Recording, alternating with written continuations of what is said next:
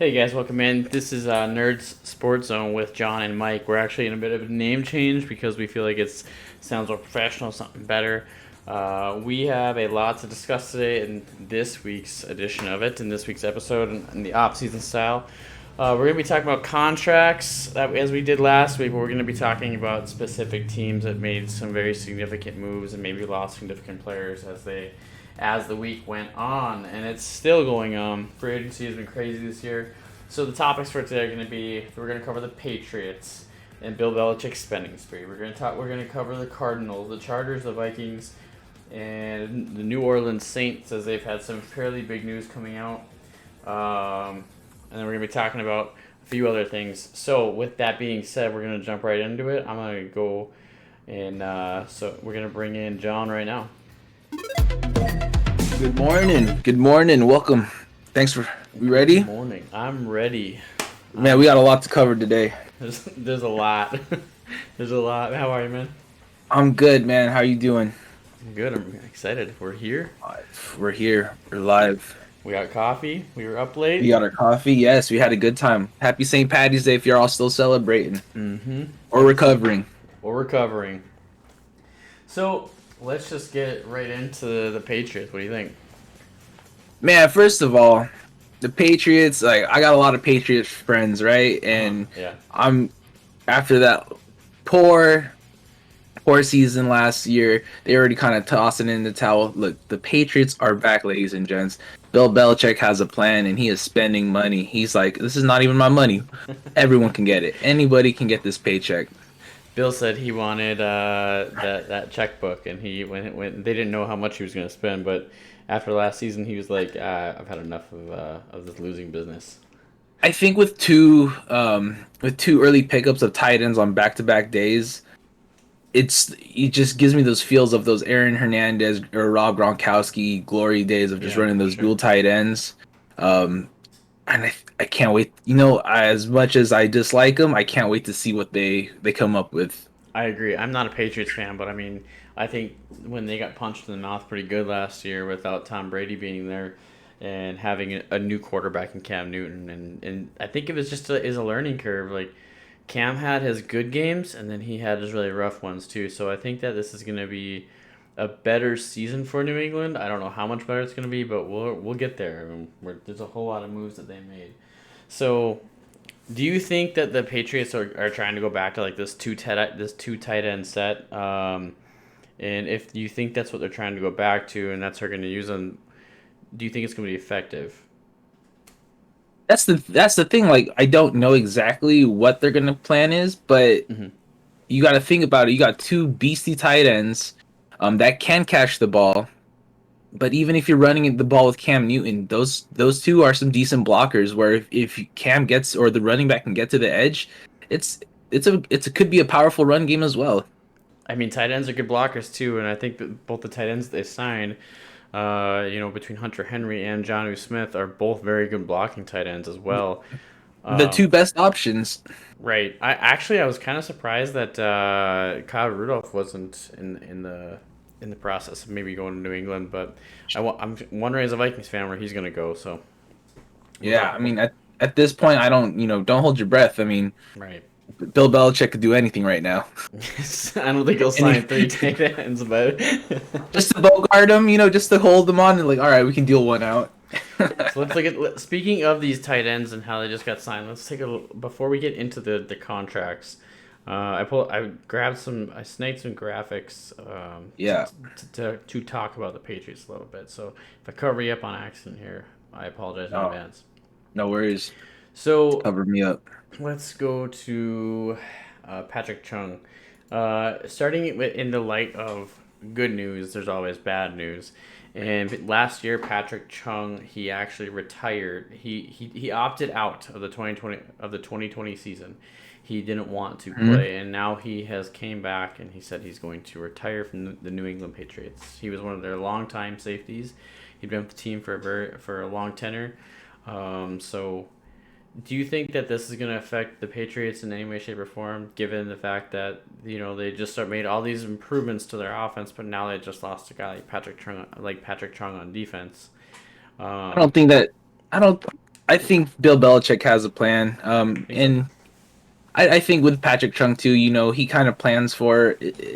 Patrick Chung has been there, what, as long as I can remember. He's always been their dude, Hmm. always part of their championship defenses, and it's not. I'm sure they've spoken about it in the offseason. Like maybe he doesn't come back, and they address it in the in the NFL draft. Yeah, that's kind of what I was thinking too. And there's also guys like Anthony Harris that are still in the free agency pool that, as a Vikings fan, I don't want to see go, but he might be going. It's at least somewhere. If the Vikings leave him as a free agent, then I do foresee him going somewhere. I don't see him coming back to Minnesota. But if they can find a way to get him, and get him on a paid contract with all his cap space that they're trying to save, that we'll talk about later, I do think that, if they don't keep him, that Anthony Harris is a very realistic option. He's very experienced, and he's very quick, and he's very good.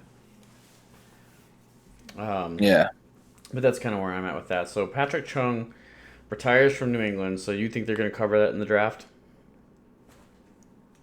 I do. I do think I either that or the free agency is still there. You can get anyone just to fill in. Mm-hmm. Um, I'm not stressing about that Patrick Chung retiring. If I'm a Patriots fan, I'm not stressing that either. You Mm-hmm. have to trust Bill Belichick. Yep, He he will come knows. up with a plan. He knows what he's doing. It seems like all the time. Even before he was with the Patriots, he was doing really well. So, um, yeah, I think that's a good way to start. But now that we got the bad news for the Patriots out of the way, let's get into some of the good news. So, Bill Belichick. Before we really even start naming people, I snagged a couple things here. So the Patriots free agency spending spree. Bill Belichick has spent $146 million so far this offseason. He spent less than $400 million in the last 10 years combined, according to at Sharp Football. Bill Belichick spending in free agency prior 10 years ID total $359,886,620. First 3 hours of 2021, 146,000. Guy's spending his money. Mm-hmm. He's doing things he's never done before. Why Tom Brady left? He's buying. He's buying in. Yep. Yep. And I mean that I think by them holding off for so long and actually not going out and buying a bunch of big names in the past 10 and the past 10 years amount of time, I think that it's super interesting that now they have such a good cap space, and it just shows you why that front office is so good at what they do, because of the fact that they have this money to spend, and they have the ability to get these guys now. So I think it's really interesting. So with that being said, I did steal a meme. If you're watching the video of this, or if you watch the recording of it, I did steal a meme from this, Let's see it. and it is right here. I labeled it Bill's spending spree. It says, "That's a nice free agency class. It'd be a shame if someone signed most of the big names." Good for him. Bill Belichick, go ahead. Don't count him out. It's honestly though. I mean, Bill Belichick is a guy that does not like to lose. He doesn't even like to really answer questions about it when they lose. No. He says we're on to his famous line is we're on to Cincinnati. So We're on to Cincinnati. him and his cut sleeves and all. And maybe we're gonna see him do less commercials or no commercials this year, because I think that was like the first commercial Bill Belichick has really done. In Advertising a foot long? yeah, for Subway. Yeah, I thought that was kind of interesting to see. I was like, I don't remember seeing Bill Belichick even smile, No, other than never. other than when he was in the Jets game and he That's unheard of for me. pulled the shenanigans with the flag. While we're on the Pats here, so let's start with the first guy that we talked about, and that was Jonnu Smith. Jonnu Smith signed a contract. I'm going to make this zoom and enhance this. Former Titans tight end Jonnu Smith reached an agreement with the Patriots on a 4-year, $50 million deal that includes $31.25 million fully guaranteed, per Adam Schefter. $50 million. $50 million for 4 years. So this sounds like they kind of want him a long time, and they want him to stick around. So, what are He's your only thoughts? 25 years old. That's right. The man is only 25 years old, probably in his prime. Not even hit his prime yet. Mm-hmm. I think they will groom him to be an elite tight end. I mean, even just last year being on the Titans, he was top tier tight end. Completely. I mean, Um, did you ever have to play against him? Anyone that had I him? think I think I had him. I think he was that sleeper pick that no one picked because I didn't go Kelsey or Kittle. Mm-hmm. Or Kittle went down and then Johnny was still available. I think I picked him up at least in one of those leagues. 8 touchdowns. For who was it, Tannehill offense with Derrick Henry, that's pretty good. Yeah, honestly, Averaging when you got a 10 running back that yards. good. Yeah. So you know what the Patriots do with their tight ends? They I mean, you know what they can do with their tight ends at least. And who was their tight end from last year? Izzo? I don't even know, to be Yeah, I honest with don't you. exactly. I'm not a You Titans don't fan, so I should pay more attention to that. But I have no idea who their tight end was. No, it's fine. All I'm saying is Jonnu Smith is about to take he's about to be a top tier tight end. He's not gonna be going round 1 or 2. If you can get him round 3 though, I think he's a solid pickup. Absolutely, yeah. I think he's gonna be a good pick for any fantasy roster. I mean, he was incredible in fantasy last year. Like there was so many games that like even if if you were in a PPR league where he was active and like somebody was getting the ball all the time, and Johnny Smith was oftentimes in those last second touchdowns that you really didn't want to happen in fantasy. He happened to get a few of those on me. He happened to get it, and if your tight end went down, he was your solid pickup. Mm-hmm. He may have always been hovering on the free agent market, but he was always a solid, good for at least 1 touchdown. Right. 8 touchdowns, it's not bad at all. Not at all. And going on to the next tight end, this one is this is the tight end this is the tight end that I had. So I want to hear from you. Like we'll read the contract, and then we'll hear what you have to say on. Let's read it out. On your thoughts of this. Here. Let me see. Blow that up. Let me read that. Let's get to this one here. Pull that over a little bit big so I can read it. Yeah. It says, You can go ahead and read it. All right.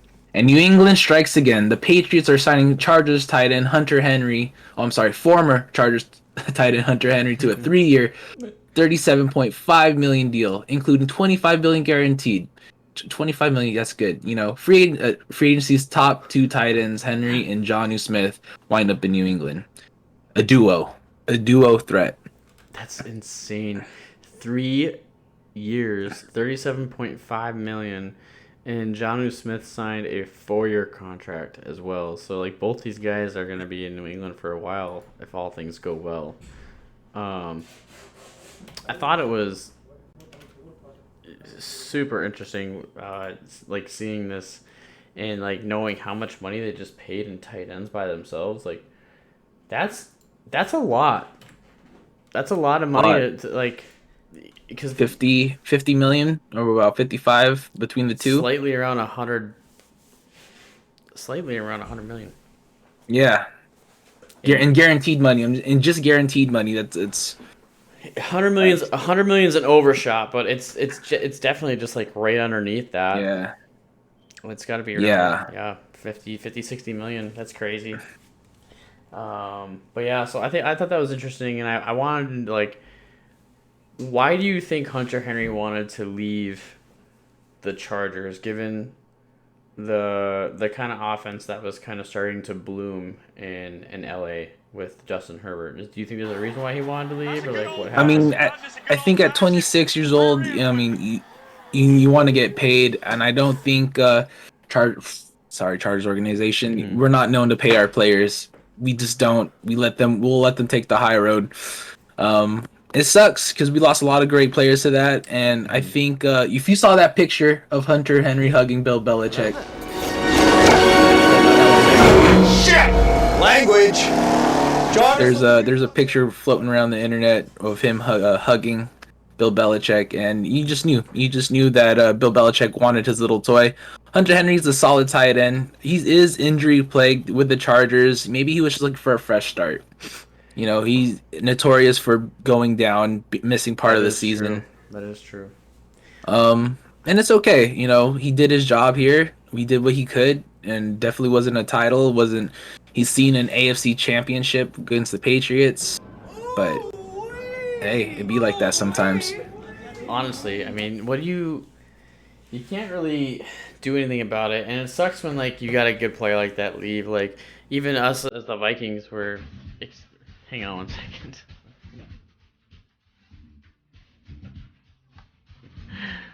All right, that's enough.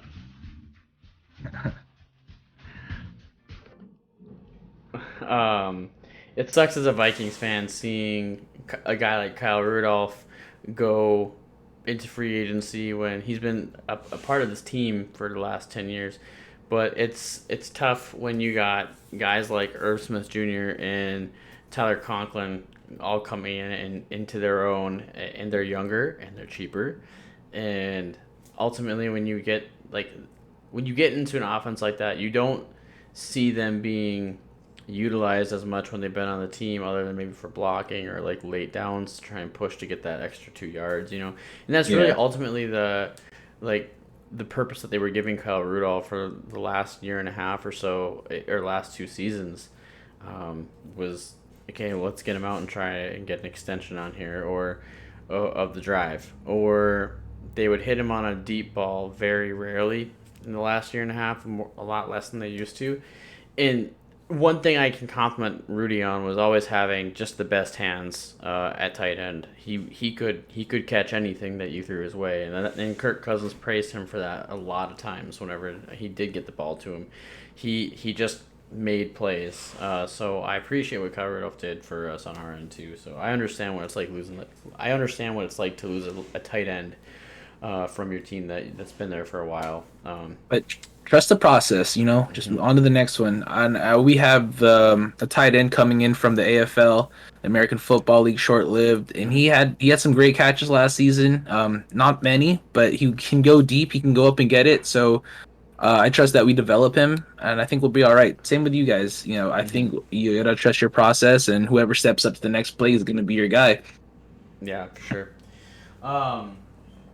So we covered tight ends, so let's go over the wide receivers that the Patriots also signed.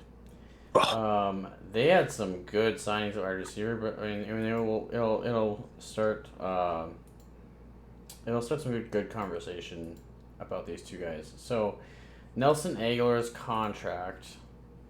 We'll start with Nelson Aguilar. Start with Nelson Aguilar. Yeah, Nelson Aguilar is. Patriots are giving former Raiders wide receiver Nelson Aguilar a 2-year deal for $26 million per source. I don't know if there's any other incentives or guaranteed money in this contract. This is all that Adam Schefter tweeted about the signing. It's just that he's going to be a Patriot for the next 2 years, give or take. So, $26 million on the line. Let's start with this first. Do you think signing a guy like Nelson Aguilar is worth $26 million for 2 years? And the reason I ask that is because he's known for having a difficulty in trying to catch the ball in game-changing moments that we've seen over the past couple seasons, like when he was with Philadelphia, when he went over to the Raiders. Do you think that this is a good signing, that maybe he's gotten the butter off the gloves and is going to start catching the balls? I don't think it's a bad signing. I don't think it's the worst. I do think this is number 16 million in guaranteed money. With Nelson Aguilar, what's his contract? You said 20? $26 million for 2 years. 26 million. So what? It's roughly 10 million plus a year. Right. He's not there, he's not getting that 25, 30 million that the tight ends are getting. is he a good plug and play? I think so. They're still getting Julian Edelman. He can, he can take the pressure off of. He's still someone you have to cover 1-on-1. He's still someone. He's not who I'm going to be trusting in the end zone. Mm-hmm. That's just that's just from proven from history in the playoffs. It's just he's gonna be good. He's gonna be good, but dude, it's cheap. I think they got him for a fair price. I would say it's a fair price that they gave Nelson Aguilar. Can he make more? Absolutely. He's still young, 27, and being around that culture might be good for him. Mm-hmm. They call it the Patriot way for a reason. And I saw a statement earlier this year saying that Tom Brady getting to the Super Bowl again, some of his teammates were saying about Tom Brady that he is the Patriot way. And having that kind of culture in that organization, I think it'd be a good thing for Nelson Aguilar, because I mean he's played in two really tough cities to play for now in Philadelphia, and then he's played in Oakland, Las Vegas, the Raiders, but he's played in some pretty tough environments at wide receiver, and those fans don't forget those drops. No. But what they don't remember is that this guy has also caught some pretty game-winning moments as well when he was called upon. You can date that back to when they went to the Super Bowl, and I think he got a touchdown in the Super Bowl. That was like a pretty important drive. And last year there was a play that when I was watching the Eagles game, because Carson was playing for them still, there was a catch that he had that it was in the back of the end zone, and I think he caught the ball, but then the referees said that he didn't. And I just completely disagree with the call. I thought it was a good, clean catch. I thought that you couldn't have done any better. And it was really tough placement for the ball. So Nelson Aguilar, I think, is like any other wide receiver. It's just like he does have an issue with dropping balls when it matters.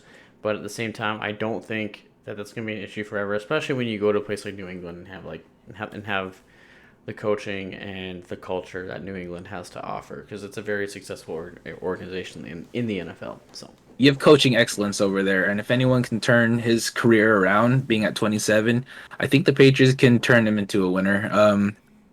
Change the mindset of him. At least it's all in the mind. He knows that his hands plague him. That's his storyline. Mm-hmm.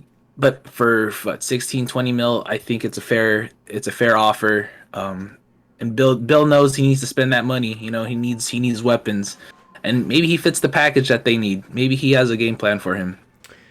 Yeah, it's completely different. It's a completely new offense, and it looks exciting. And I honestly can't wait to see what they come up with. Yeah, it's gonna be interesting to watch. And on top of it, the other argument that you can make to anyone that's gonna say this is a terrible signing is, well, who else does the Patriots have right now, a wide receiver that isn't Julian Edelman? Well, I mean, that leads into the next guy that they signed in Kendrick Bourne. Kendrick Bourne. So Kendrick Bourne. Pull up his stats. It says, just compare it. The Patriots are not done, per Ian Rappaport. They are signing wide receiver Kendrick Bourne. Source said he gets 3 years for $22.5 million. And I don't think there's anything else on this graphic. Yeah, it's the same thing. Kendrick Bourne and the Patriots agreed to a 3-year deal for $22.5 million. That's a very good deal, especially for a guy like Kendrick Bourne coming from the Niners. He was really good there in the moments that we got to see him be successful with the 49ers, and I think that going to the Patriots and lining up with Nelson Aguilar and Julian Edelman, I think it's going to be a really good dynamic in that group of wide receivers, let alone your tight ends that you have now. And Cam Newton is going to feast, because we all know that Cam Newton has done well in offenses with tight ends, especially in Carolina with Greg Olsen. So what are your thoughts on Kendrick Bourne? Again, it's just stacking the depth chart, and honestly, there's so many free agents still, wide receivers out there. I wouldn't be surprised if they get one more. I wouldn't be surprised if they get one more off the free agent market. Kendrick Bourne, yeah, I feel like The wider. Okay, so you have we just covered previous. Who was it Oh, previously? Nelson Aguilar. Nelson You got Aguilar. Nelson Aguilar. You got Kendrick Bourne. You have Julian Edelman. I mean, those are two still young, under 30. You got Julian Edelman there. I wouldn't be surprised if Julian Edelman does take him under their wing and just show him the Patriot way. Hmm. This is how we win over here, and they expect excellence. I s- Maybe they pick up. They still have the big old freak too. What's his name? Not Metcalf, but the other one. Anyway, they have the giant over there. Oh, okay. They have a giant. Are Pull up you those. are you thinking wide receiver? Yeah, Why don't you pull it up? yeah, I'll pull it up right now. But I think they're, even if they don't pick up a wide receiver in the free agency, maybe they'll pick it up in the draft. And I just know he's just a giant. Let me just pull it up. Sure. While you're pulling that up, who do you think of these four guys is going to be the most impactful to the Patriots offense? We're just talking wide receivers. I think these two pressure off Edelman. Hmm. I think Edelman will thrive in it. Yeah. But if I think who's going to make immediate impact, you watch out for those tight ends. Yeah, for They sure. love their tight end packages over there in New England, and they know how to use them. Yeah, that's kind of where I was gonna go. I was thinking Johnu Smith is gonna be a little more successful, or more of more of a pain in someone's side than Hunter Henry, because obviously we know Hunter Henry's capabilities and when it comes to like health wise. So I don't wish an injury on anybody ever, no matter who it is, No. no matter what they've done. But like that does become kind of a health concern when you do sign a player like Hunter Henry. Is can this guy stay healthy? Because I think for the past 2 seasons he's been pretty He's been prone pretty to. banged up, Yeah. but given a healthy Hunter Henry, Hmm. it's gonna be a deadly offense. Just because there's too many who you down the middle who you got to cover two of them. Right. John Smith and Hunter Henry, and give if when he is healthy, he's a monster. He's reliable. He's deadly in the end zone, in the red zone. From a Charger fan, they got a good one. They got a good one. Right. Um. So while we're still in the Patriots, before we go to the next subject, we're gonna pull up one of the defensive signings that these guys got, and they got a good one. I love their defense right The now. Patriots just signed pass rusher Matt Judon in their latest offseason move, and I believe they got Kyle Van Noy as well. They just got their boys back. Oh, and Kyle Van Noy being previously with the Patriots, Yep. he already knows the system. He knows what Bill Belichick expects. He knows his assignment already off the bat. He always talks about the Patriots way in previous interviews with the Pat McAfee show, who I love. Kyle Van Noy he is a Patriot, Patriot at heart. So I think he's gonna fit right in. Right. Matthew Judon, he's gonna be deadly. He's a monster. Check out his stats. Yeah, I'll have to do that. Matthew Judon has been really good, and I know that Van Noy has been really good. And when you're familiar with the system, it's huge. And the other thing with that to be said is, do you think that Bill Belichick gets a little more enjoyment out of signing a player from free agency that you can take away Everyone else. from everybody else that you have to play potentially 2 times a year in Baltimore? I mean, realistically, I would think as a head coach, when you can pull a guy like Matthew Judon from their roster to yours, knowing how good he is at his position, I think it's gotta be like feel good to be like, yeah, we got one from the Ravens. Oh, we got a good one. We got a good one. And Judon's an all-star. All-star. 100%. I agree. He's And then 32 solo tackles last season. Let me see what else they got. 6 sacks. And now he's a Patriot. And, as a Baltimore Raven, I didn't think their defense was ever, in this last season, was ever, like, elite. yeah, I thought they had too many holes. But when I do think of, like, Bill Belichick and his defensive mind, like, They know how to. He knows how to make a defense. He knows how to make a defense work. And Judon's definitely an all-star with Van Noy back there. Mhm. Who else do they still have? Dante Hightower coming back. Yep. I think Gilmore's a free agent though, right? I think so. Gilmore is a free agent. If they can get him back, it's still a nasty defense. I'm And not 100% sure on that, but I think he might be. I think he's still a free agent. But like I said, Bill Belichick's looking at his chops right now. He's got the toys that he's wanted. More than this is almost looking like a Madden roster. Almost, When I say a little bit. Like when I say Madden roster, like there's a lot of talent on that defense where it's you had some collusion going on in there. It's like when the NFL sends a trade through and it's like it's an automatic no, but when you go into Madden and you do a trade, then you're like, well, okay, we got it. It's so funny how some of those trades go through on Madden, but they're supposed to be realistic to where they like it's just like the NFL. But yeah, I agree. I think that this is starting to look like Bill Belichick's playing some franchise mode in real life here. He's getting some big names over there. He's It's spreading gonna that be money exciting. around. It's going to be exciting to watch. And like I said, I'm not a Patriots fan. I just enjoy good football, and I know what Bill Belichick can do, and it's just exciting to watch. Yeah, I agree. And like there is some like weird trade discussion in the app called Sports Me, which you guys should check out if you're listening. John, you should check it out as well. It's I'm called going to check it out. I'm going to check it out today. So go to your app stores, get what's called Sports Me. Let's do it now.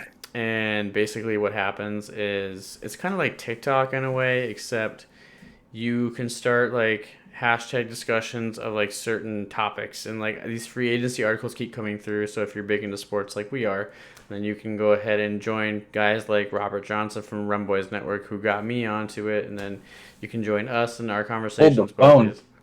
Breaking news. Breaking news. Jared Cook, tight end, signs 1-year deal with the Chargers. I'll take it. I'll take it. Give me Jared Cook. So if you want to talk about things like that, basically what happens is I record my portion of it, and then you guys are responding with your own videos or your own comments, and we give each other points if we agree with them or if we don't. It's really fun. It's a game-changing app that Robert got me on. Robert's actually going to be coming on Nerd Sports Zone with me and John. Probably I'm going to try to get him next week. He's a really awesome guy from the Rum Boys Network, so he probably doesn't even know I'm saying this, but I have been reaching out to him about he has been wanting to come on with us and hang out. So awesome. What's that app one more time? it's called Sports Me. Sports Me. Yeah. Got you right now. Yes, sir. Yeah, it's really, really fun. So, well, before we switch gears from the Patriots here, we will talk about one thing that I thought was interesting that was said before all these free agency deals were done. So, Cam Newton was very upset with the fans' reaction of him coming back and other teams not signing him when he was a free agent for the time being this year before Bill re-signed him and brought him back for one more year. It says, I refuse to let them slip or sleep on me in 2021. Cam Newton sends a message to his doubters. Fair.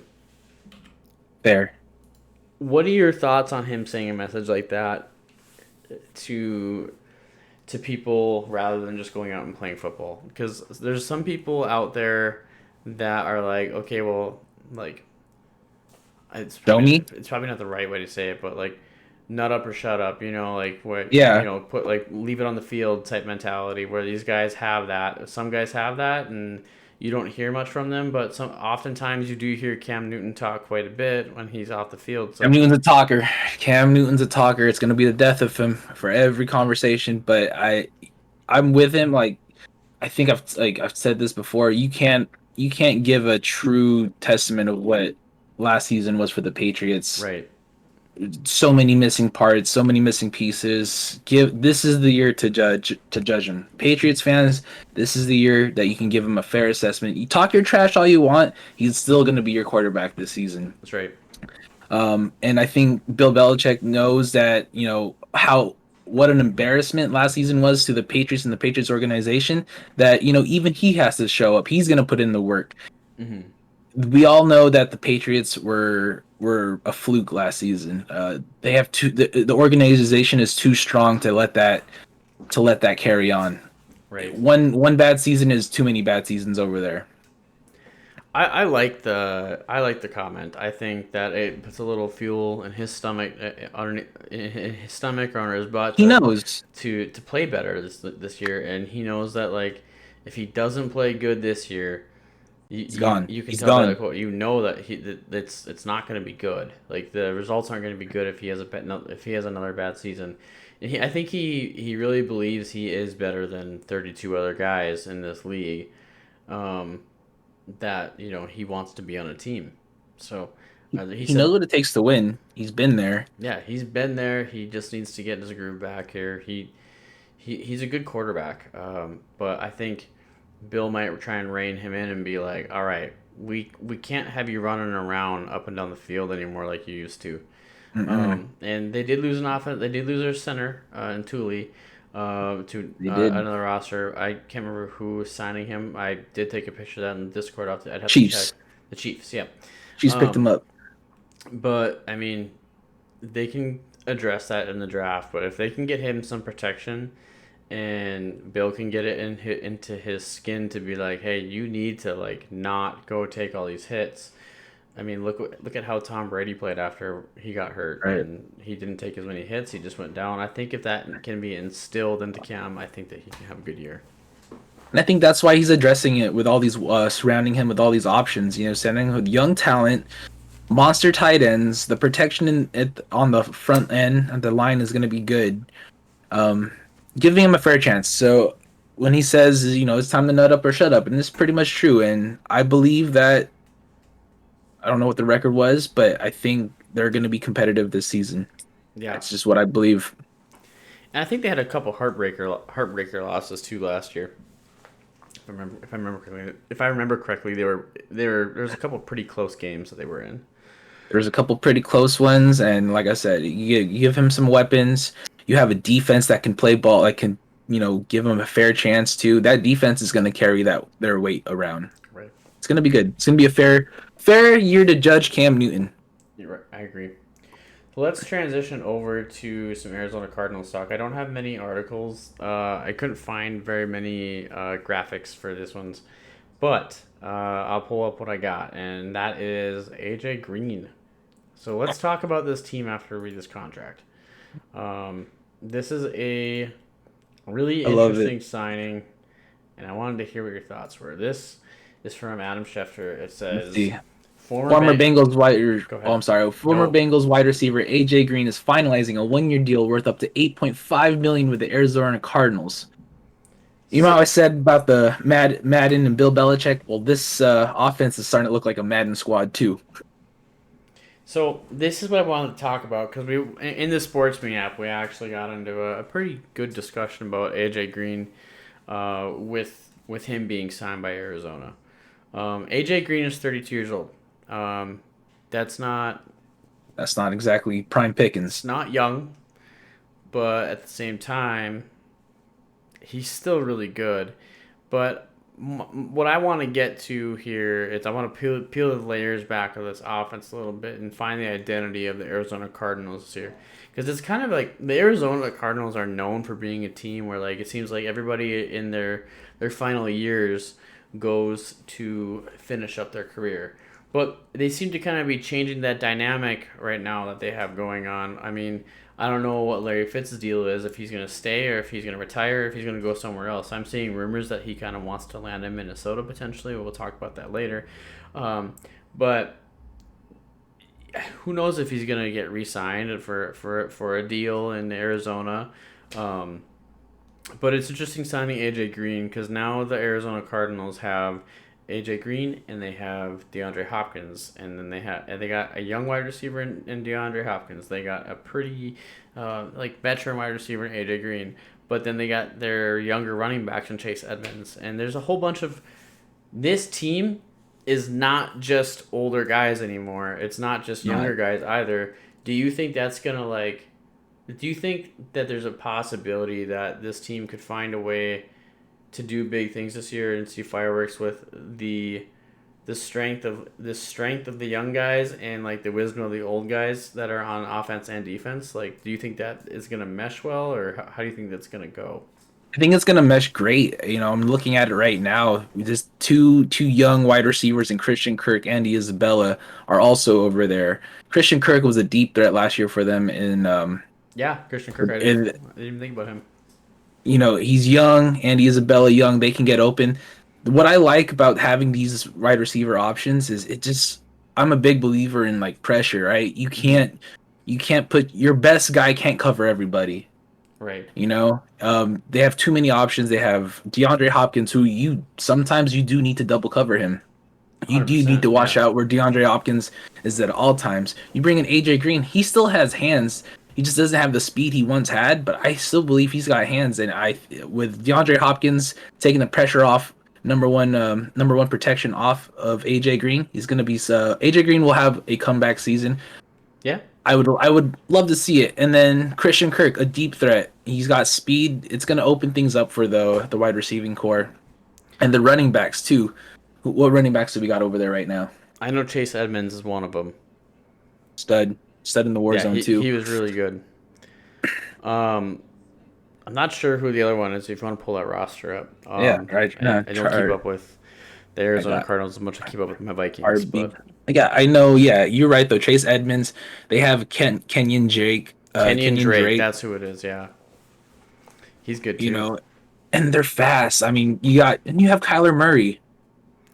It's You yeah, have Kyler Murray. it's a pretty quick offense when you think about it. And I mean, if you get those guys in there that are older and experienced, like that, they know they have to double cover because like they know that those guys can bust open and run a route right, and maybe get to the end zone with it, like AJ Green has done to people before, and maybe DeAndre Hopkins has done to people before.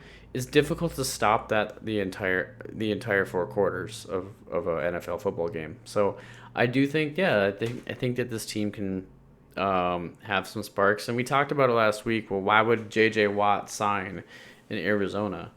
And clearly there was a plan here. And I think maybe those players are told about, hey, this is who we're going to try and bring in as well and in that process. So I think that there was a reason. But I'm excited to see what they do as a team with the young guys and the old guys. But what I wanted to ask as well on AJ Green is, do you think that his health as a football player with that turf toe, he's been dealing with turf toe for like 2 years now. Do you think that's gonna be? Do you think that's gonna be an issue this year? It can always be an option, but I hope not. I really hope we give him a fair chance. I'm hoping we see the AJ Green that we knew when he first came into the league, the young all-star, the guy you had to watch at all times. I want to see that AJ Green.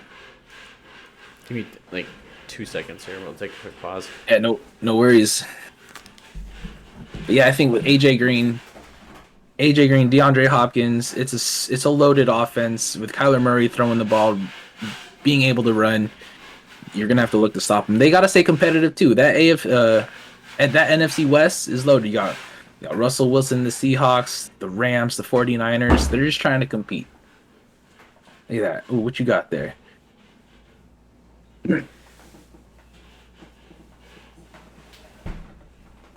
So I'll go on about that Jared Cook signing from the Chargers. It's good.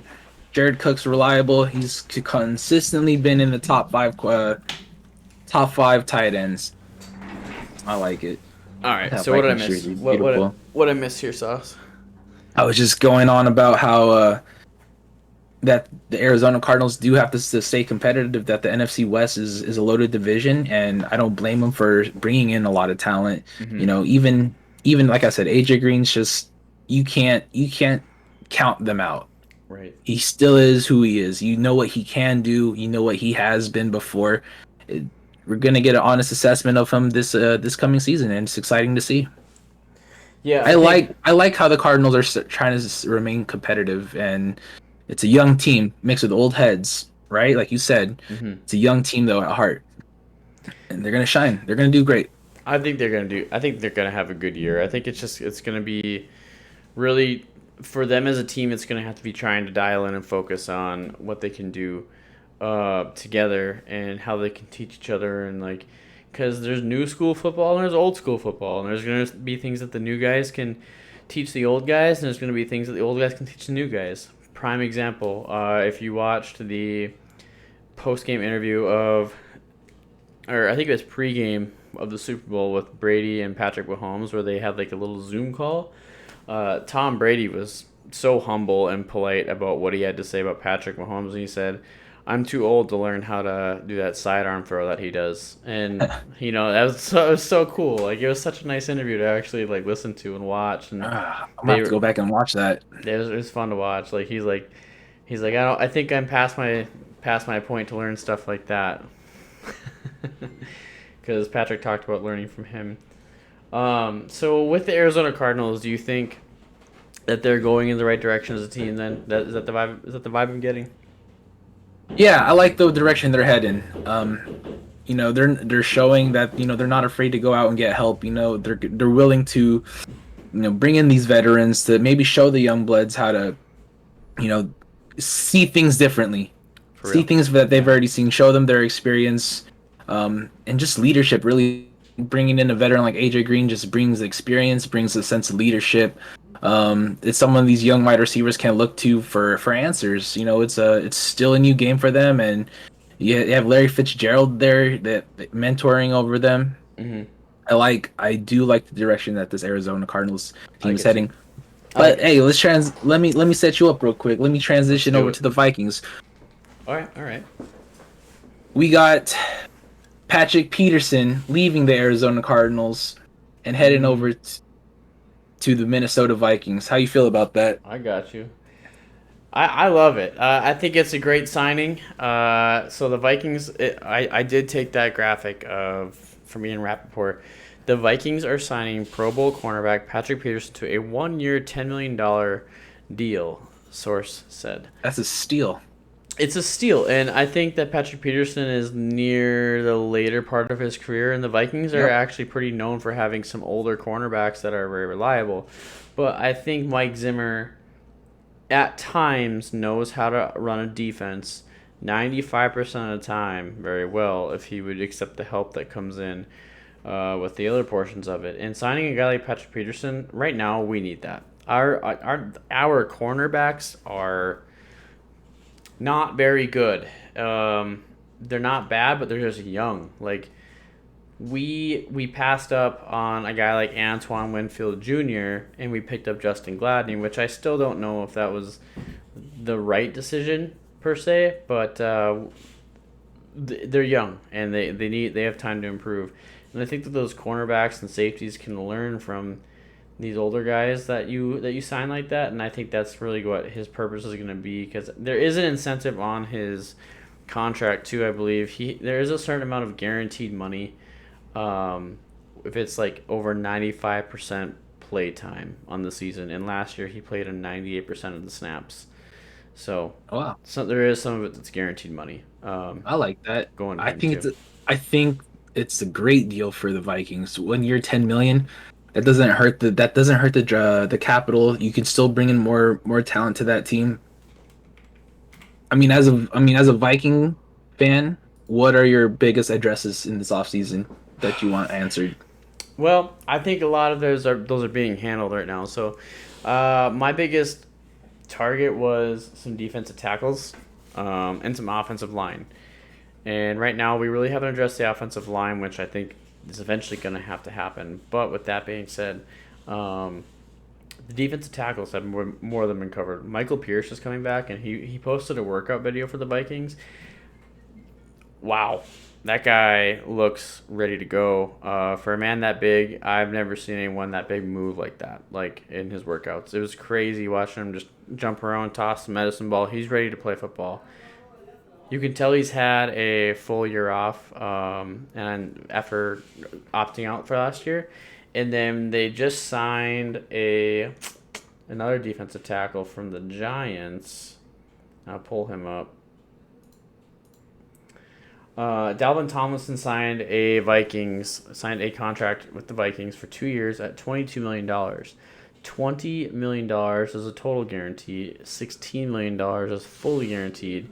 There's going to be a $15 million signing bonus with this and a $16 million first year. So it's a pretty good deal to get a guy like that, and he's super athletic.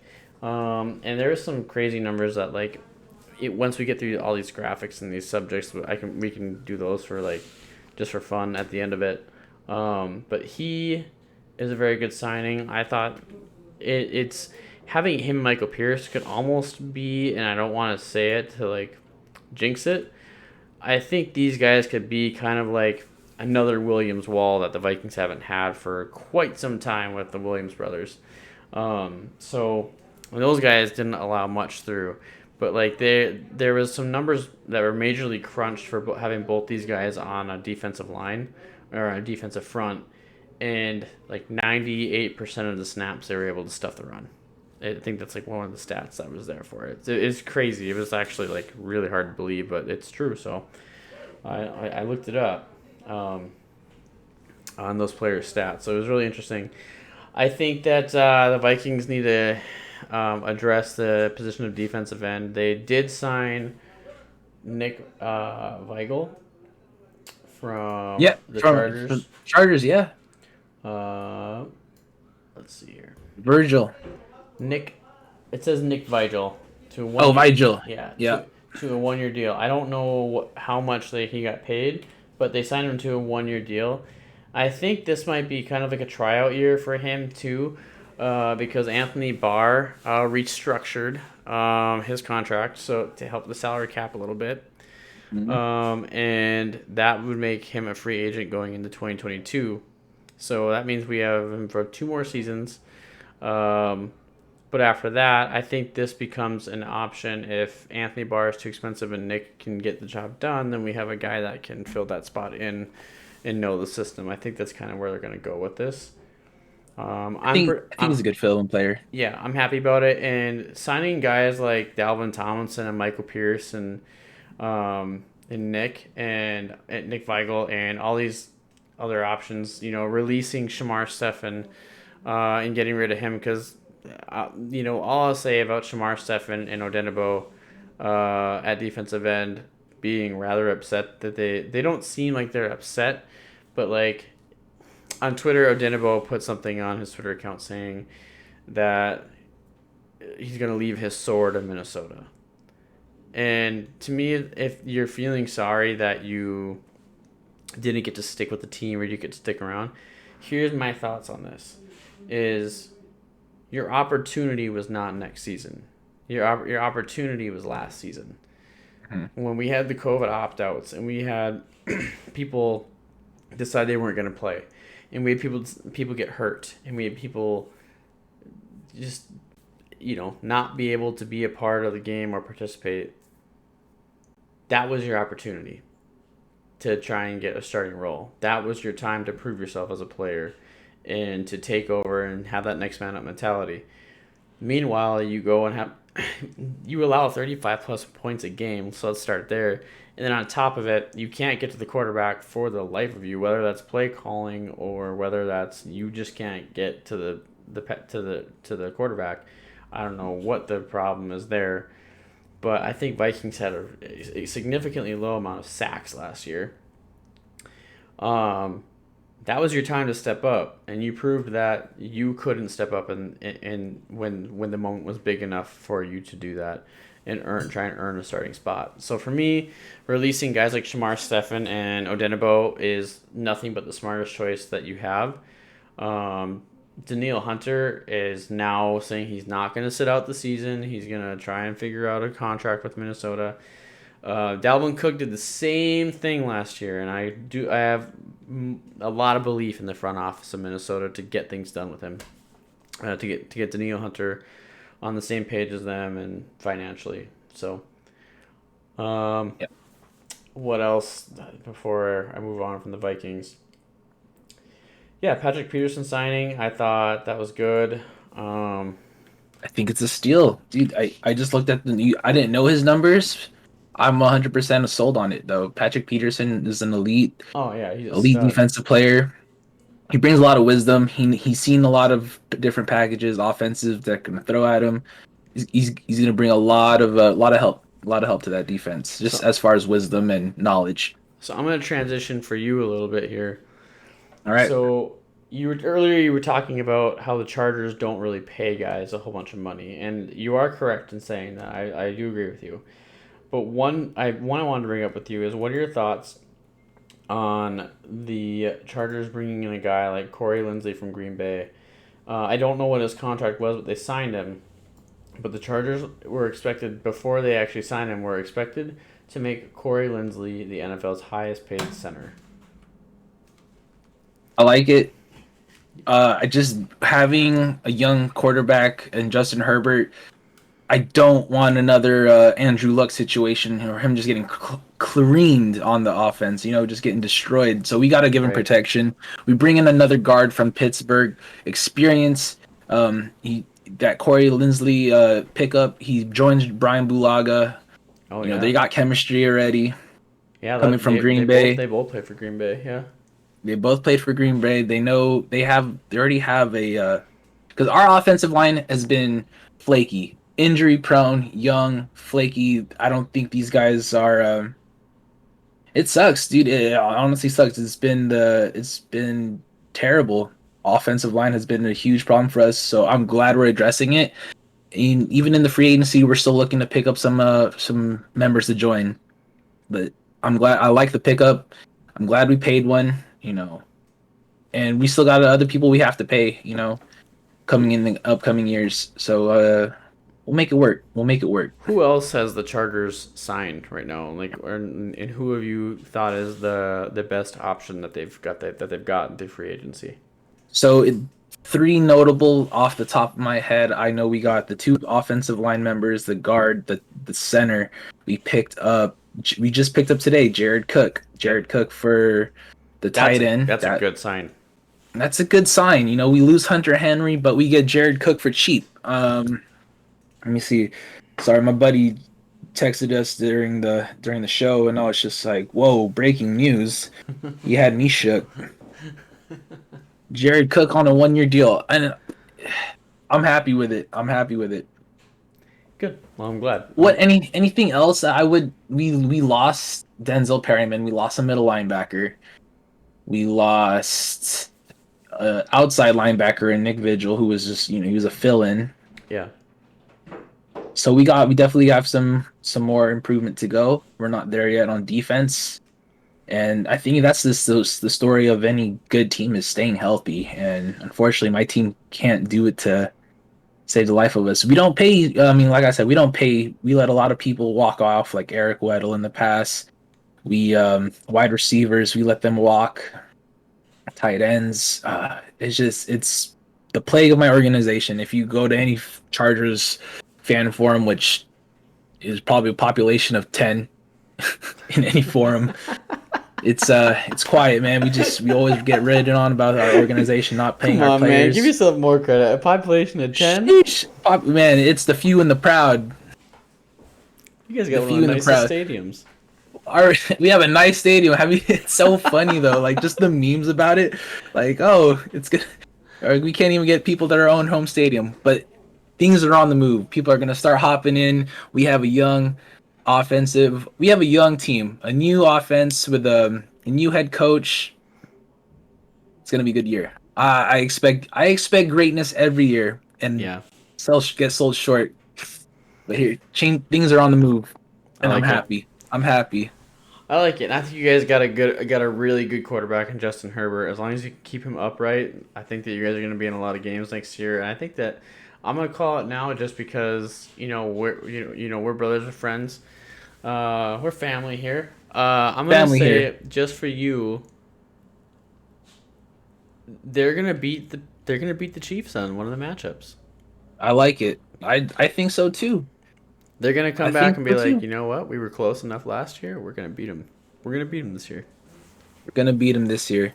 And that's my biggest thing too. Is we have such a great young quarterback in Justin Herbert.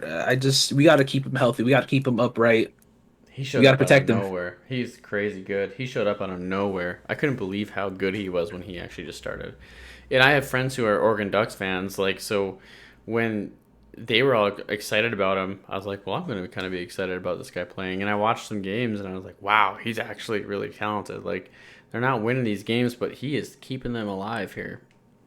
Yeah, he's good. Love the kid, young goat. Got my Herbert jersey ready for the season. Yeah, I got to get a JJ jersey.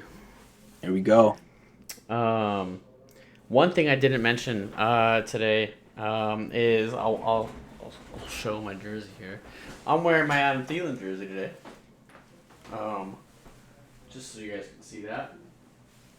I'm wearing that today specifically because Adam Thielen and the Minnesota Vikings restructured, saving. They made his like. I'm gonna make you disappear for a second. Okay, make me disappear. Let's see here. I saved it. There's a really cool picture that they had of it.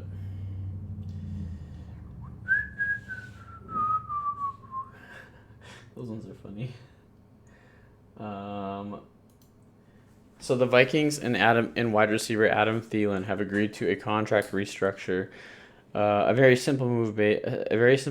Base salary was converted to a signing bonus and is done and has hit the books per league sources. This move has saved the Vikings over $8 million and drops the wide receivers cap hit from $13.468 to $5.698 million for 2021. That's crazy. I like it. Like That you gotta love it. That is a team move. So, Adam Thielen, you probably won't hear this. If you ever do, thank you for everything you do for Minnesota, being the homegrown athlete that you are, and trying out. But most importantly, thank you for being a guy that wants to be there and help the team out. Much appreciated from a fan. And clip. All right, we're gonna go ahead and send that to him. All right. Clip. Yes. I'm cool. We love that. I love that, dude. That's team player right there. That's all you can ask for that organization, dude. That guy doesn't need to, but he did. Mm-hmm. He deserves every bit of what he gets paid, and for him to restructure that shows he's here for it. He's here to win. I mean, look at that. Look at some of the catches he makes. Like like some of the guys that cover him say you can't cover him because like he's just always open somehow.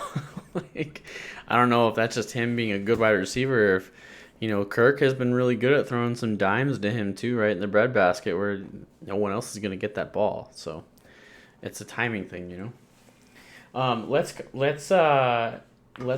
Let's transition to one team that I kind of sprung on you last minute, but we're gonna talk about the Washington football team just for a couple minutes. Yeah. And the reason why is I got a little triggered in the Sports Me app. Drunk Monkey, if you're listening, I want you to hear me loud and clear. So, Robert Johnson from Run Boys Network, he put a video up and he talked about how their day got really good as a Washington football team fan because they signed Curtis Samuel to the Washington football team. And he talked about how now they have Curtis Samuel, they have Scary Terry, they got Logan Thomas, they got Antonio Gibson, they have Taylor Heineke, and then this beautiful man got signed. Look at that beard. Ryan Fitzpatrick he's reached an agreement from the Miami Dolphins to the Washington football team on a 1-year deal worth $10 million that could grow to $12 million with incentives. I like it. It says that Fitzpatrick is expected to head to camp as the starter, but there is going to be a competition between him and Taylor Heineke. So, what I want to talk about with this is when you've heard that the Washington football team signed Fitzpatrick, did you think it was a good thing or a bad thing? I loved it. Loved it. I loved it too. I think I think that he is kind of like the epitome of that Washington football team. He's nitty gritty, you know. Yeah. You got Chase over there. Ron Rivera's a fighter. You know, you're down, but you're never out. Right. Uh, and Fitzpatrick, you know, dude, the best backup quarterback in the league. Like I love. Like, he is just He's good. He's good. he's good. He shows up when he needs to. He beats the teams he's not supposed to beat. I wish the Vikings had a backup as dependable as him. Like, and I don't think what the Dolphins did to him last year was fair. With, you know, the Dolphins were hot, and then all of a sudden they put in Tua, and I was like, you know, I understand you drafted the guy, but like, why put in Tua when you're winning games? You're winning He's games. a journeyman. You're winning games with Fitz. Like, what are you doing here? And then it kind of like ruined their season in a way. He was bummed out about that too. I mean, Yeah. how could you not? How could you He not? supported the kid. Like, he was nothing Yeah. but supportive to Tua, and he's a team guy. Like, that's why he signed the contract that he signed. You know, $10-12 million. He just wants to play football. Look, we got to get this guy into the Pro Bowl just so he's eligible for the Hall of Fame. Heck yeah. Yep, that's We owe it to him. happen I this think year. we owe it to him. They're gonna vote him in this year. I guarantee you. Yeah, If- we got it. fans, if you We're don't gonna- do it, I think we you're got to failing that man. we got to start it. We got to start it up. Well, let's do a hashtag on Twitter about it. Let's do it. Hashtag. Yeah, there's already hashtags out there. We'll get it going, man. We'll do it. Fitz to the Pro Bowl. Damn right. Fitz his last season. Also, I think for the Washington football team, I think they're sitting pretty at quarterback with Taylor Heineke just signing a deal. I think he signed like a 2-year deal. That's pretty good. And then now they have Fitz for 1 year. So I think that it is going to be a competition. I think it's going to be a healthy competition. Yeah, that's just who he is. Fitzpatrick is like I said, he's a journeyman. He's not afraid to be that guy to take the young quarterbacks under their wings, show them the ropes, teach them. And I think the young quarterbacks will reach out to him. Taylor Heineke will enjoy having Fitzpatrick just around, you know, just to lean on when times get rough. I think it's a great signing. I'm stoked for the Washington football team. You know, they weren't much competition in their division last year. I'll be rooting for them. Well, the craziest thing too, like the reason why I brought this up was when they signed Curtis Samuel. That's when Robert did his video on Sports Me, wanting to discuss the subject with people, and it was super interesting when this guy was like calling Curtis Samuel a bum of a player, and all these other like free agents that are getting signed like bums of players, like guys that you can just move around. And a lot of people were like, oh well, maybe they're just actually world class athletes that are getting paid to play a game for a living versus us just talking about it for free, you know. And I thought that was really interesting. But ultimately, Curtis Samuel is going to be lining up with Scary Terry and Logan Thomas and Antonio Gibson. So the sky's the limit for this offense as it seems to grow and get better. So to hear someone say that, like, signing a guy like Curtis Samuel who's never had 1,000 yards, but you got to think of the company he's had around him. He's had DJ Moore and Robbie Anderson. Christian McCaffrey. And that's a lot of offense to spread the ball around with, too. And, I mean, the same thing could happen on Washington football team. I'm not going to deny that. That could happen. Yeah. But, like, that also makes you possibly win more games because the ball is being spread around a lot more. So, like, if a guy doesn't have a season where he doesn't hit 1,000 yards, sometimes that just means you're having a good season. Your offense is successful and you're moving the ball around. That's all it means. And in some situations, like, it's not ideal for those receiver stats, but I mean, if you're getting the job done, you're getting the job done, you know. I like it. So yeah, I thought that was a very. I'm not on that app yet, but I'm gonna give you whoever's talked about that the point. That's the point they get my vote. So me and you, we've talked about Philadelphia, and that's why I brought that up was because like he is a Philadelphia Eagles fan. He's a nice guy. Like, I'm not ragging on Drunk Monkey. He's a really nice guy, actually. But to me, for a fan to say that signing a player like Curtis Samuel is, oh, well, he's just a guy, that's a very Philadelphia mentality thing to do. Well, if he's just, like I said, well, was Carson Wentz just a guy? Because last time I checked, your team didn't do anything to get him help at wide receiver and offensive line for the past 2 seasons when they were on third string practice squad guys. Like, So is That Carson team's a Wentz just a guy? disaster. That team, Philadelphia, is a disaster right now, and I'm a former Philadelphia Eagles fan because Carson was there. So it's like that team's a mess. It's Yeah. like There's just a bunch of guys on that team. just a guy. Yeah, just a guy. I took that one to heart a little too much. I was like, that's ridiculous. Like to say that signing a guy like Curtis Samuel is just you're signing just a guy. Well, no, that guy's got signed for a reason. So. Let's transition before I get angry. So, sorry about getting sidetracked. Let's transition to just a guy named Drew Brees. And this is going to lead into the final portions of today's show. Okay. So, let's pull this up. Drew What am Brees retires, right? Mm-hmm. He comes out last week, retires, and I'll go ahead and read this, and then I'll let you read his stats. Okay, I'll pull that up. Drew Brees posted, after 20 years as a player in the NFL and 15 years as a Saint, it is time I retire from the game of football. Each day I poured my heart and soul into being your quarterback. Till the very end, I exhausted myself to give everything I had to the Saints organization, my team, and the great city of New Orleans. We shared some amazing moments together, many of which are emblazoned in our hearts and minds and will forever be a part of us. You have molded me, strengthened me, inspired me, and given me a lifetime of memories. My goal for the last 15 years was striving to give you everything you had given me and more. I am only retiring from playing football. I am not retiring from New Orleans. This is not goodbye, rather a new beginning. Now my real life's work begins. I love it. I thought that was a very nice post that he could have put out for his fans. Losing your starting quarterback's tough. For me, I think it's really awesome to see a guy that came into the league and almost got thrown away to the dumpster pretty early on in his career, and then to go to New Orleans and have the career that he's had. That's amazing. So congrats to Drew Brees on retirement. Enjoy it. You've earned it. He's earned it. I may not like the team that you played for because I'm a Vikings fan, but I mean, I can't tell you how many good shootouts our teams have had, and it's been fun watching you play. Just alone, dude. Just Drew Brees has always been competitive. He won that Super Bowl with them. Yep. He came from the Chargers. It was before my time of being a Chargers fan, unfortunately. But I know the history of him leaving the Chargers, and he left when nobody took a chance on him. But you got a new head coach over there in New Orleans, and Sean Payton. Sean Payton took a chance on him, and they won a championship.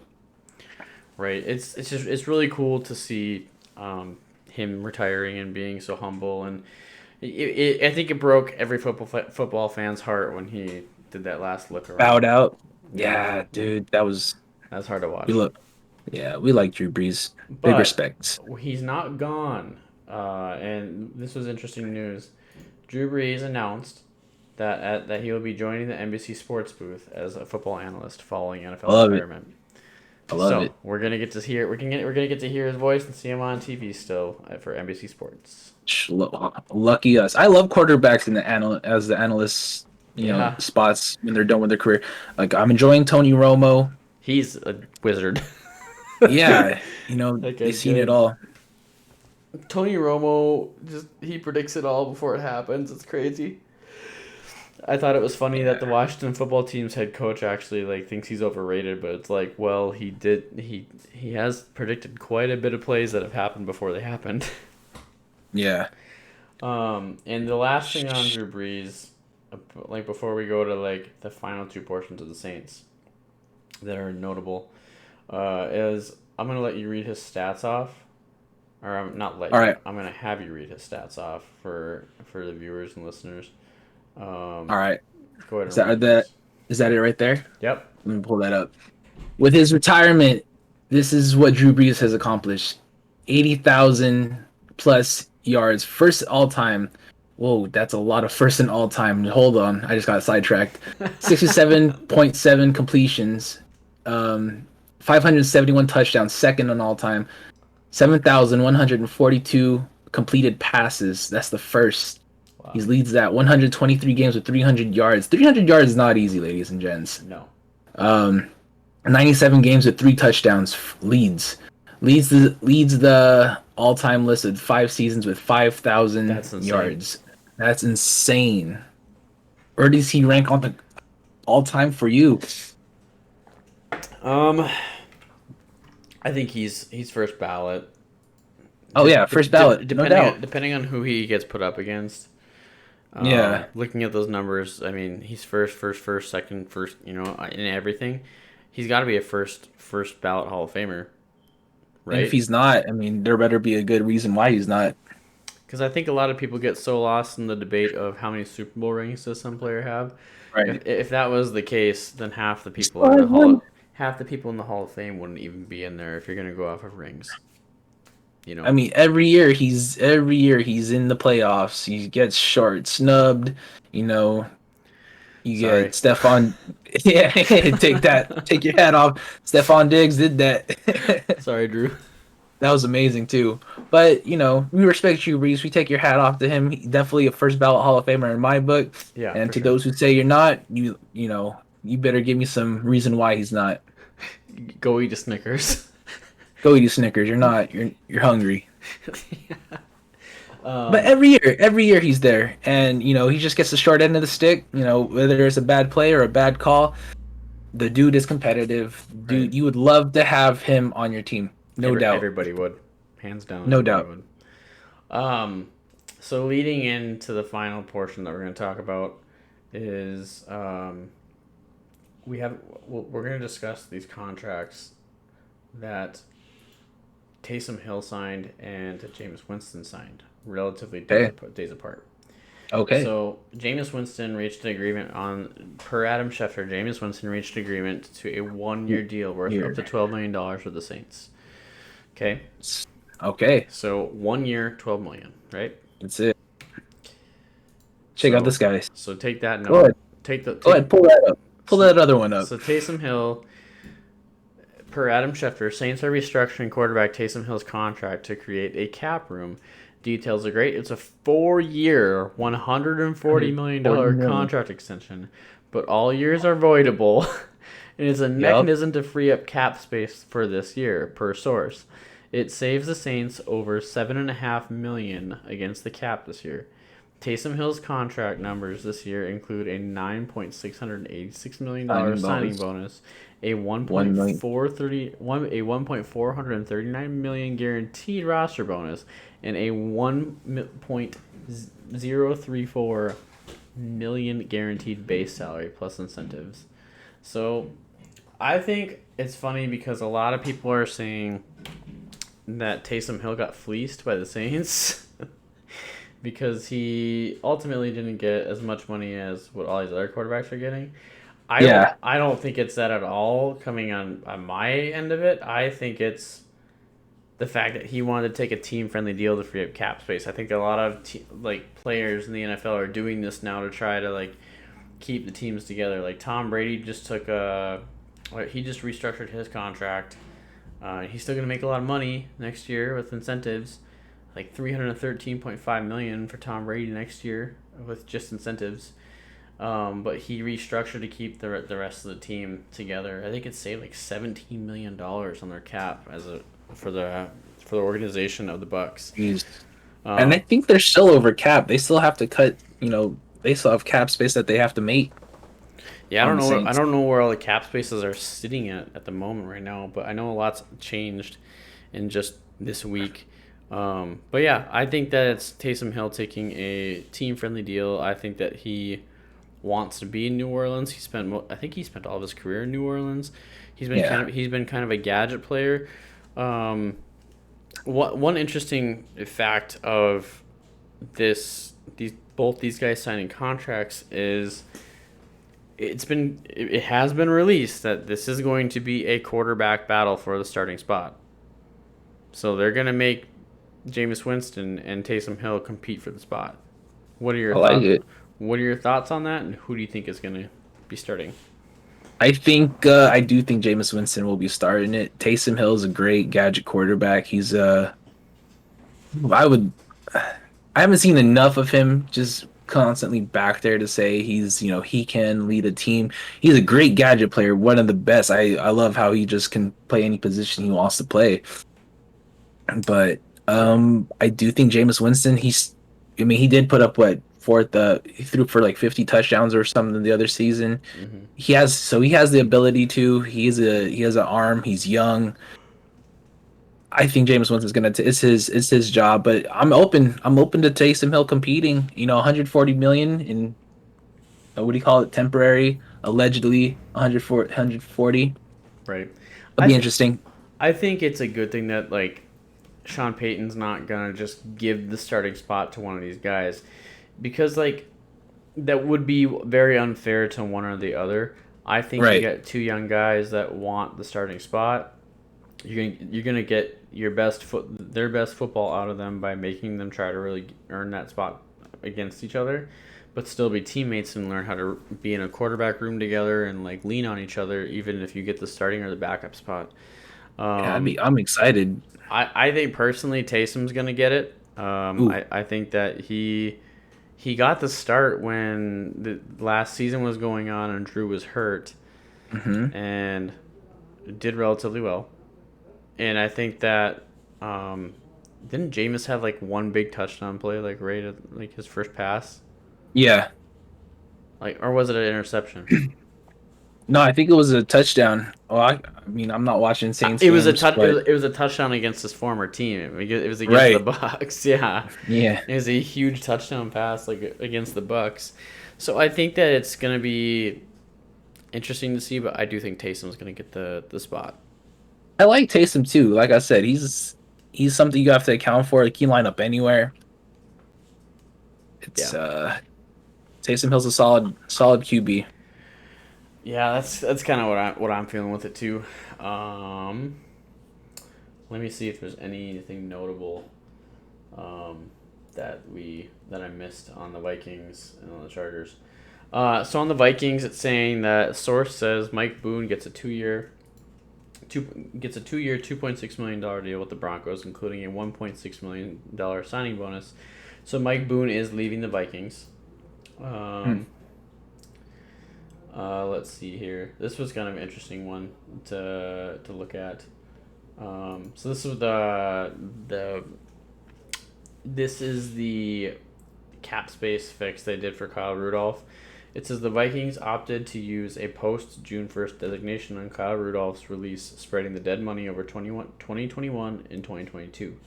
Minnesota will now pick up $7.9 million in cap space on June 2nd, useful for draft pick signing / in season roster movement. So that was a big deal. Um, and then people were comparing cornerback contracts and prices. And it says the Vikings have built a cornerback core of Patrick Peterson, Jeff Gladney, Mike Hughes, Cameron Dantzler, Harrison Hand, and Chris Boyd for a total cost of $18.42 million in 2021. For comparison, the Bears cornerback Kyle Fuller has a cap charge of $20 million by himself. So they talked about the value. We talked about Thielen getting his deal. The new defensive tackle at the Vikings sign and Dalvin Tomlinson. He is a 3-time state champion wrestler as a high schooler in Georgia. He finished with a career record of 144-1. What a monster. He's stout. Just because it's funny, and we'll show him. There's a couple funny memes about if people heard that the Bears were signing Russell Wilson or working a trade, and they didn't. They guess they offered the trade to Chicago and it didn't go anywhere. And it says Bears fans be like, uh, he's playing he's playing Jeopardy. And Jeopardy Or and no, sees the adult. Wheel Yeah. of Fortune. He's playing Wheel of Fortune, and he sees possibility of Russ Wilson. He says, "I'd like to solve the puzzle." Russ Wilson, and it's Andy Dalton. Oh, duped uh, again. the other Vikings one was Chad Beebe has signed for the 1 year minimum of $920,000 for the Vikings. So they're bringing Chad Beebe back at wide receiver.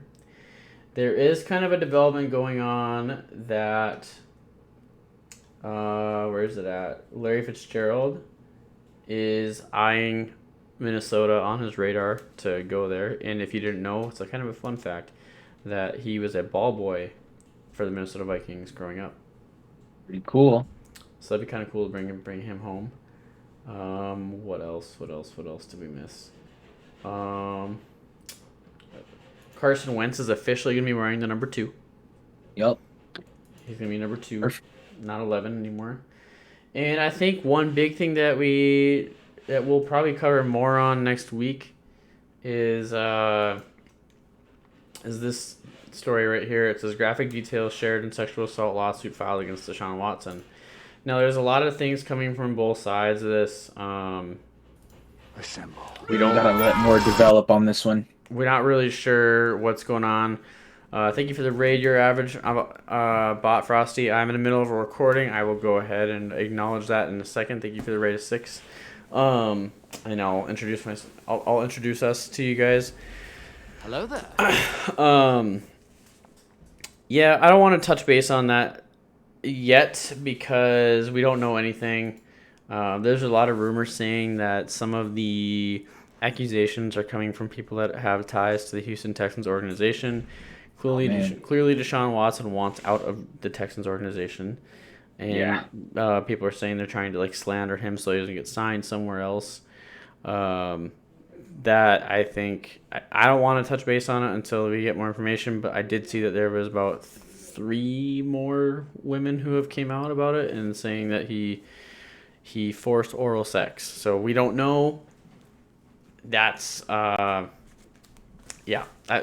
touch on that when we know more. If we even know more. But so I think that if that is going on, that's definitely gonna affect Deshaun Watson's leverage.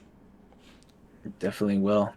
I think we just have to let more develop. I don't know the facts on it, and I'm not talking allegedly hearsay. So we'll let more develop on the story. We'll bring it to you guys next time. I am an innocent until proven guilty person, so I'm not gonna touch base on that as well. Before we take off, though, I just want to know what free agent are you eager to see find a landing spot? Well, let's preview a segment for people. Let's preview a segment to close out. Okay. Okay. So, John, I need you to think of who you want to come to your team, and you need to ask them to your team as if you were asking them to be your prom date. I don't know. Let's see. Who is still a notable free agent that I'd like to see on my team? Any let's just for instance, okay. I know that Juju Smith-Schuster's still there. Oh yeah, okay. So I gotta ask him to be my prom date. Yeah. Well, will you come to the Chargers with me? All right. How am I gonna present this? Juju, come on, man. You're from Long Beach. Come back home. We got a nice package over here. We can go out, see the lights, the city lights. Imagine the Super Bowl in your home stadium, in your home city of LA. It probably won't happen, but with the what ifs, Juju, come on home, man. Would you go to prom? Let's dance, baby. Let's dance. Juju likes to dance. Juju likes to dance, and why not dance at home? That's right. Dance at home in your own stadium in possibly home Super Bowl. What's better than that? Come on down. Okay, so the next thing I need you to do is I need you to dump.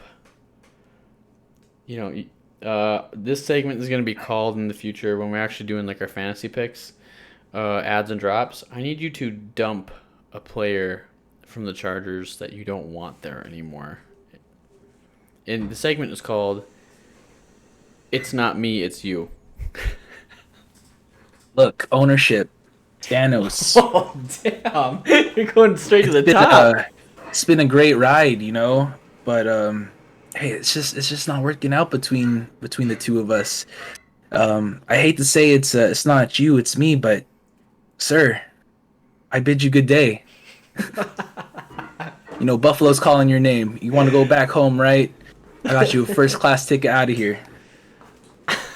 We'll be okay. Don't you worry. Don't cry. It was a good ride. Like I said, it's not me, it's you.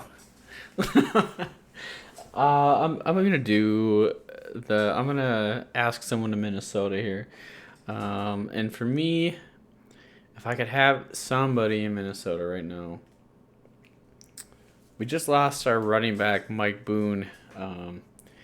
So who are the free agent running backs right now? Right now, off the top of my head, Philip Lindsay is a free agent. Ooh, he's good. He's a good one. He's a good one. Another one is Mike Davis from the Chicago Bears. Also had a stint with the Carolina Panthers. Yeah. He's good. Let's see. That's all I got so far for running backs. Free. How about offensive linemen? Marlon Mack. Marlon Mack is a free agent. I would totally bring more offensive linemen to my team, but I don't know who agents. Marlon Mack got signed yesterday to a 1-year deal. To the Colts. Mm-hmm. Yeah, he got brought back. Good for him. Who are the single offensive linemen? Offensive linemen that are left. I know a lot of them have gone. Let's see. Give me a list. Oh, Russell Okung, the Carolina Panthers, Alejandro Villanueva. Ooh, I like that's what that. I want. Hey, Villanueva, we're really lacking here. We got good running backs, we got good receivers, we got a good offense. We had the fourth offense in the NFL last year, top 4 offense. I know this seems desperate, but we're in desperate times in Minnesota. Why don't you come on back to Minnesota with me? We can try and make this work. Please come back to Minnesota with me. He's on his way. Please. Say less, nerd. I'm on my way.